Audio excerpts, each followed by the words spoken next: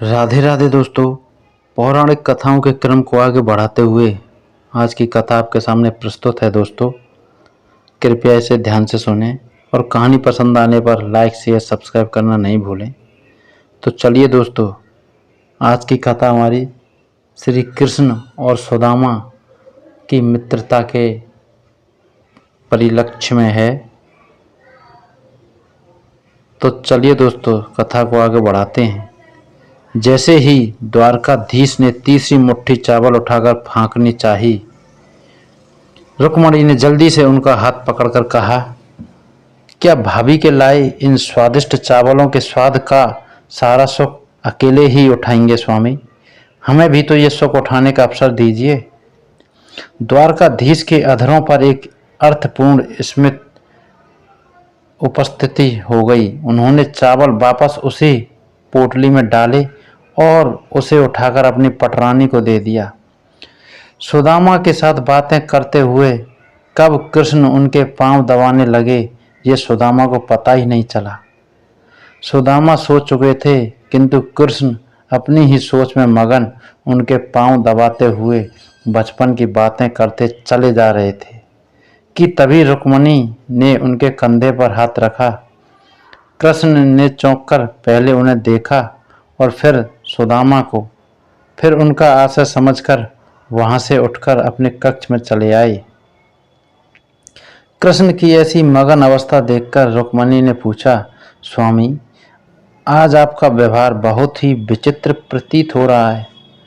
आप जो इस संसार के बड़े से बड़े सम्राट के द्वारका आने पर उनसे तनिक भी प्रभावित नहीं होते, वो अपने मित्र के आगमन की सूचना पर इतने भाव विह्वल हो गए कि भोजन छोड़कर नंगे पांव उन्हें लेने के लिए भागते चले गए। आप जिनको कोई भी दुख, कष्ट या चुनौती कभी रुला नहीं पाई, यहाँ तक कि गोकुल छोड़ते समय मैया यशोदा के अश्रु देखकर भी नहीं रोए, वे अपने मित्र के जीर्ण शीर्ण घावों से भरे पांवों को देखकर इतने भावुक हो गए कि अपने अश्रुओं से ही उनके पांव को धो दिया। कूटनीति, राजनीति और ज्ञान के शिखर पुरुष आप अपने मित्र को देखकर इतने मगन हो गए कि बिना कुछ ही विचार किए उन्हें समस्त त्रिलोक की संपदा और समृद्धि देने जा रहे थे। कृष्ण ने अपने उसी अमोदित अवस्था में कहा, वह मेरे बालपन का मित्र है रुक्मणी, परंतु उन्होंने तो बचपन में आपसे छुपाकर वो चने भी खाए थे जो गुरु माता ने उन्हें आपसे बांटकर खाने को कहे थे। अब ऐसे मित्र के लिए इतनी भावुकता क्यों? सत्यभामा ने भी अपनी जिज्ञासा रखी। कृष्ण मुस्कुराए, सुदामा ने तो वह कार्य किया है सत्यभामा कि समस्त सृष्टि को उसका आभार मानना चाहिए।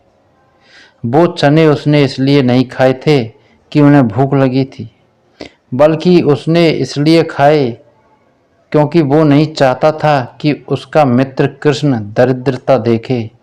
उसे ज्ञात था कि वे चने आश्रम में चोर छोड़कर गए थे, और उसे यह भी ज्ञात था कि उन चोरों ने वे चने एक ब्राह्मणी के गृह से चुराए। उसे यह भी ज्ञात था कि ब्राह्मणी ने यह श्राप दिया था कि जो भी उन चनों को खाएगा वह जीवन पर्यंत दरिद्र ही रहेगा। सुदामा ने वे चने इसलिए मुझसे छुपाकर खाए ताकि मैं सुखी रहूं। वो मुझे ईश्वर का कोई अंश समझता था, तो उसने वे चने इसलिए खाए क्योंकि उसे लगा कि यदि ईश्वर ही दरिद्र हो जाएगा तो संपूर्ण सृष्टि ही दरिद्र हो जाएगी। सुदामा ने संपूर्ण सृष्टि के कल्याण के लिए स्वयं का दरिद्र होना स्वीकार किया। इतना बड़ा त्याग रुक्मणी के मुख से स्वतः ही निकला। मेरा ब्राह्मण मित्र है रुक्मणी, और ब्राह्मण ज्ञानी और त्यागी ही होते हैं। उनमें जन कल्याण की भावना कूट कूट कर भरी होती है। इक्का दुक्का अपवादों को छोड़ दिया जाए तो ब्राह्मण ऐसे ही होते हैं। अब तुम ही बताओ, ऐसे मित्र के लिए हृदय में प्रेम नहीं तो फिर क्या उत्पन्न होगा प्रिय? गोकुल छोड़ते हुए मैं इसलिए नहीं रोया था क्योंकि यदि मैं रोता तो मेरी मैया तो प्राण ही छोड़ देती, परंतु मेरे मित्र के ऐसे पांव देखकर, उनमें ऐसे घावों को देखकर मेरा हृदय भर आया। रुक्मिणी, उसके पांव में ऐसे घाव और जीवन में उसकी ऐसी दशा मात्र इसलिए हुई क्योंकि वह अपने इस मित्र का भला चाहता था। पता है रुक्मिणी, परिवार को छोड़कर किसी और ने कभी इस कृष्ण का इतना भला नहीं चाहा। लोग बाग तो मुझसे उनका भला करने की अपेक्षा रखते हैं।